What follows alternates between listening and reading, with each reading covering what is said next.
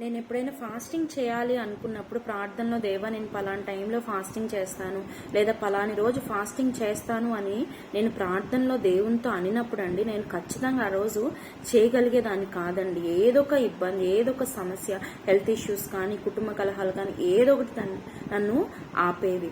కానీ ఎప్పుడైతే నేను ప్రార్థనలో చెప్పడం మానేసి నేను ఎప్పుడైతే అనుకున్నానో నా మనసులో ఆ పర్టికులర్ టైంలో నేను చేయాలనుకుంటానో అప్పుడు చేస్తానండి.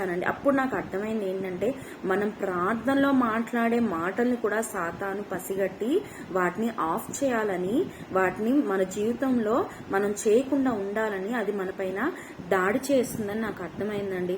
కాబట్టి మనం ప్రార్థన చేయనప్పుడు దేవుడికి మనం మాట ఇస్తున్నాము అని సాతాను గ్రహిస్తే అది ఎలాగైనా మనల్ని స్టాప్ చేయాలని, దేవుని దగ్గర మనం మాట తప్పాలని, దేవునికి దగ్గరగా ఉండకూడదని అది ఎన్నో ప్రయత్నాలు చేస్తుందండి.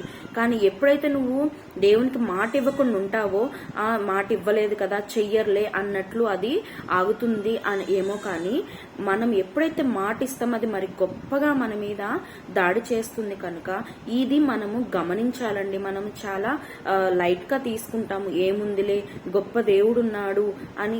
మన దేవుడు గొప్ప దేవుడే, కానీ సాతాను మనం ఎంత గొప్పగా దేవుడిని నమ్ముతామో అంత గొప్పగా మన మీద దాడి చేస్తుందండి.